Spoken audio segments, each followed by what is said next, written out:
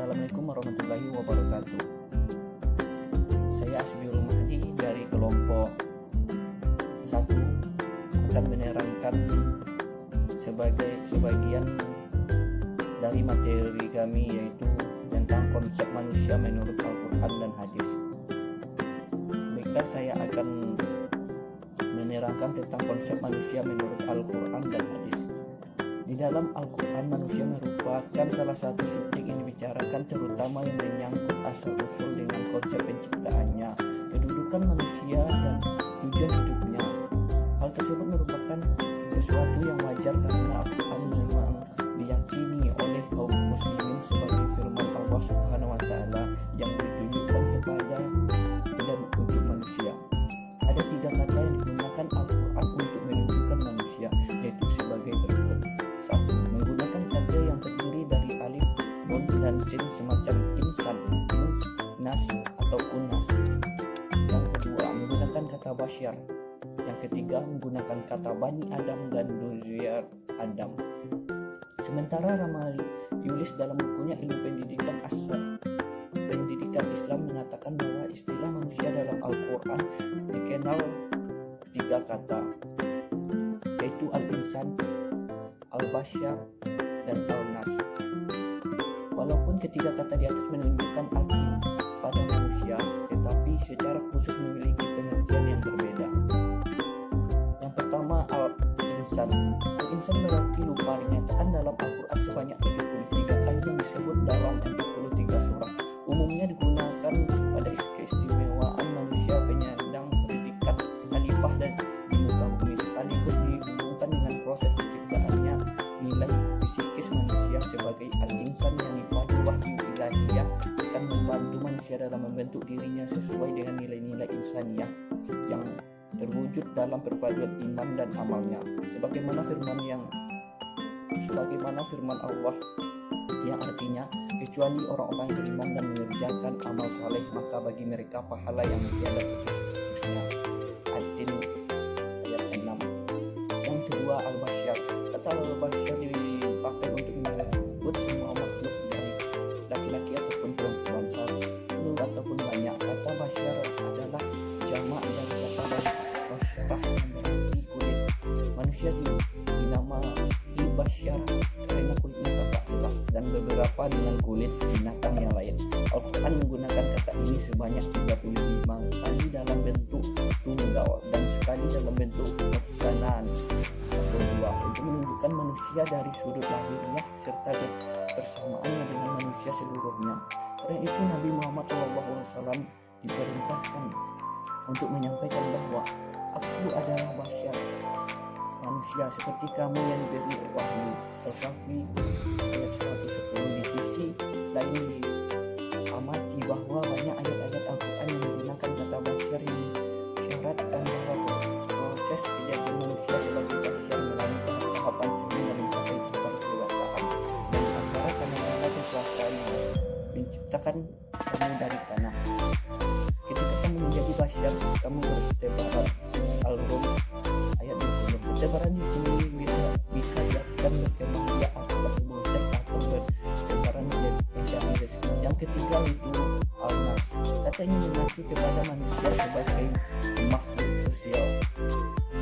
Manusia dalam arti al-nas ini paling banyak disebut dalam Al-Quran, yaitu sebanyak 440 kali.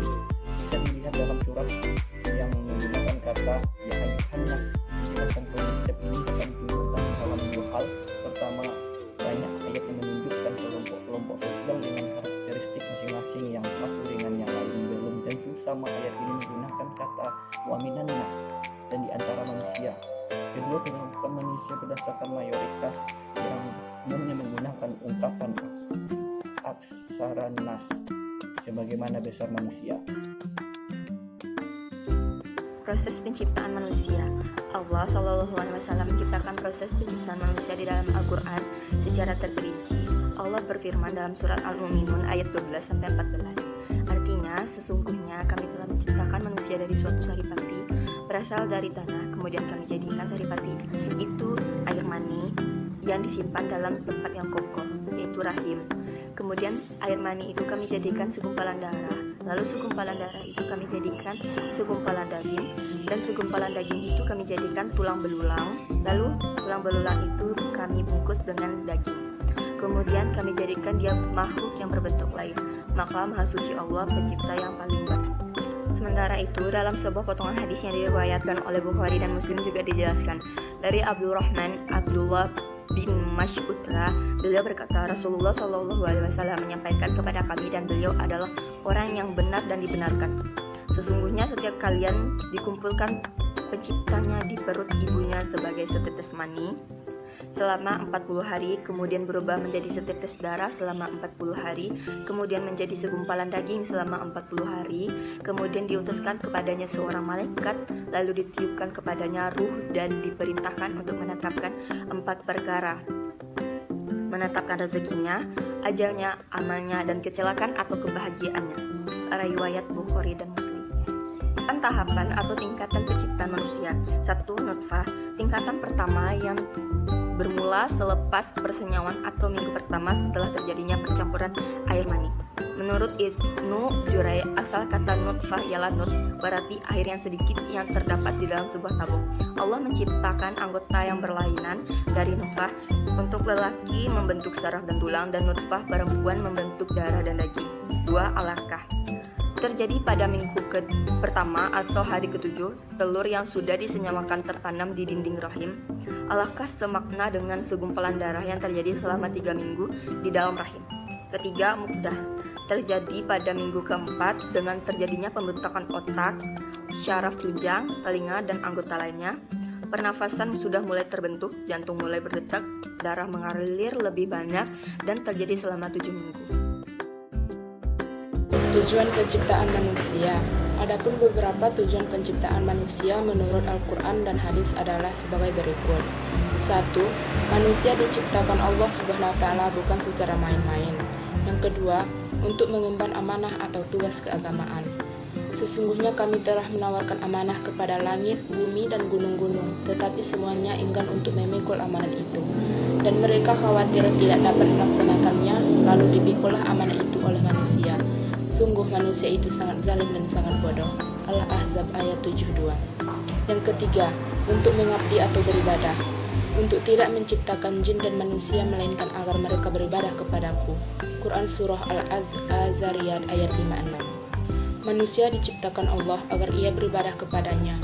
Pengertian ibadah di sini tidak sesempit pengertian ibadah yang dianut oleh masyarakat pada umumnya, yakni kalimat syahadat, sholat, puasa, zakat, dan haji, tetapi seluas pengertian yang dikandung oleh kata memperhambakan dirinya sebagai hamba Allah, berbuat sesuai dengan kehendak dan kesukaan ridhonya, dan menjauhi apa yang menjadi larangannya. Seorang hamba perlu taat dan patuh kepada semua arahan Tuhannya, lebih-lebih jika diberi dan dikaruniakan dengan segala macam bantuan, kemudahan, dan keamanan oleh Tuhannya. Oleh karena itu, kita mesti melakukan segala arahan dengan penuh pengertian bahwa kita menyerahkan segala galanya kepada Tuhan kita. Peranan manusia sebagai khalifah di muka bumi. Ketika memerankan fungsinya sebagai khalifah Allah di muka bumi, ada 2 peranan penting yang diamanahkan dan dilaksanakan manusia sampai hari kiamat. Pertama, memakmurkan bumi. Manusia mempunyai kewajiban kolektif yang dibebankan Allah Subhanahu wa Ta'ala. Manusia harus mengeksplorasi kekayaan bumi bagi manfaat seluas-luasnya umat manusia. Yang kedua, memelihara bumi. Memelihara bumi dalam arti luas termasuk juga memelihara akidah dan akhlak manusia sebagai sumber daya manusia. Sebagai seorang muslim dan hamba Allah yang taat, tentu kita akan menjalankan fungsi sebagai khalifah di muka bumi dengan tidak melakukan pengerusakan terhadap alam yang diciptakan oleh Allah, karena sesungguhnya Allah tidak menyukai orang-orang yang berbuat keji. Manusia diserahi tugas hidup yang merupakan amanat Allah dan harus dipertanggungjawabkan di hadapannya. Tugas hidup yang dipikul manusia di muka bumi adalah tugas kekhalifahan, yaitu tugas kepemimpinan. Wakil Allah di muka bumi, serta pengelolaan dan pemeliharaan alam. Khalifah berarti wakil atau pengganti yang memegang mandat Allah untuk mewujudkan kemakmuran di muka bumi. Kekuasaan yang diberikan kepada manusia bersifat kreatif dan memungkinkan dirinya serta mendayagunakan apa yang ada di muka bumi untuk kepentingan kehidupannya. Sebagai khalifah, manusia berperan mewujudkan ketentraman, mengolah, dan mendayagunakan apa yang ada di bumi untuk kepentingan hidupnya. Di sini, manusia dituntut untuk berpikir kreatif dan dinamis, serta diberi kebebasan seluas-luasnya untuk mendayagunakan potensi insan yang dimiliki. Quran Surah Al-Baqarah ayat 30. Konsep agama secara etimologis. Menurut bahasa Sanskerta, itu tidak, agama itu kacau, agama itu tidak kacau, tidak kocar-kacir, dan tidak berantakan. Berdasarkan bahasa Latin, religio, yang berarti memperhatikan dengan seksama. Agama adalah tindakan manusia untuk mengembalikan ikatan atau memulihkan hubungan dengan ilahi. Berdasarkan bahasa Arab, yaitu tata cara hidup. Konsep agama secara terminologis yaitu agama adalah aturan atau tata cara hidup manusia dalam hubungan dengan Tuhan dan sesamanya. Konsep agama Islam.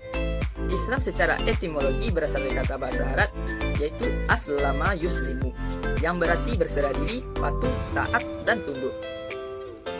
Kata Islam juga berasal dari kata aslim, artinya perdamaian, kerukunan, dan keamanan.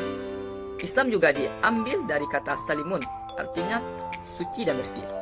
Islam menurut Kamus Besar Bahasa Indonesia adalah agama yang diajarkan oleh Nabi Muhammad berpedoman kepada kitab suci yang diturunkan ke dunia melalui wahyu Allah SAW.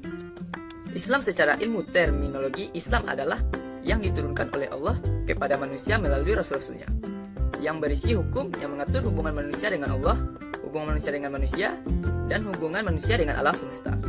Islam menurut Syekh Mahmud Syahltut adalah agama Allah yang diperintahkan untuk mengajarkan pokok-pokok dan peraturan-peraturannya kepada Nabi Muhammad SAW, dan menugaskan untuk menyampaikan agama itu kepada seluruh manusia, lalu mengajak mereka untuk memeluknya.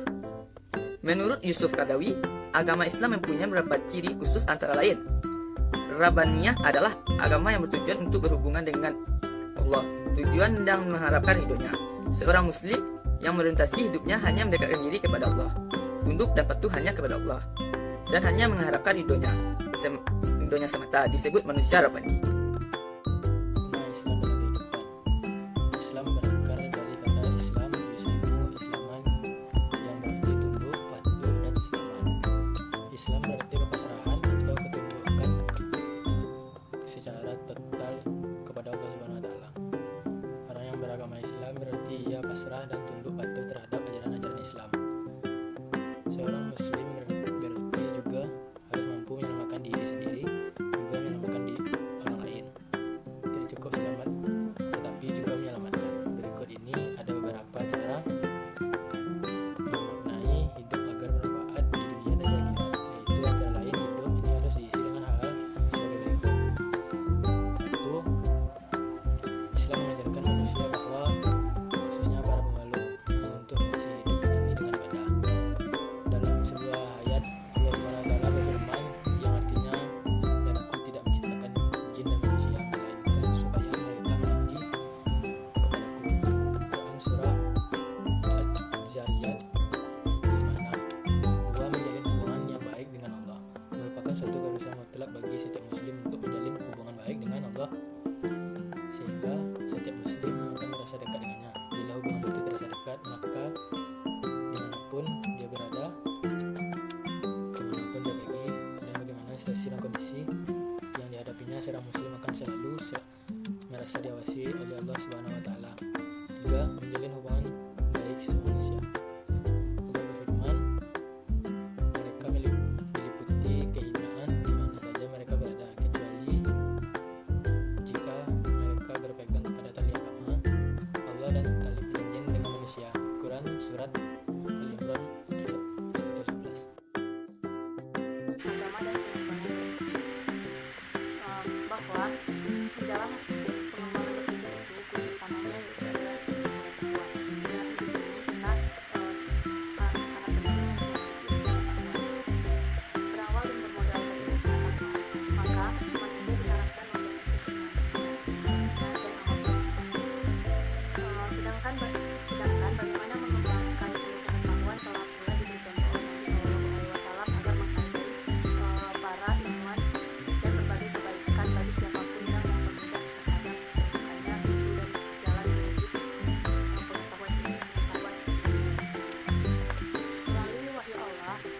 bahwa semua yang diciptakan oleh Allah tidak ada yang sia-sia.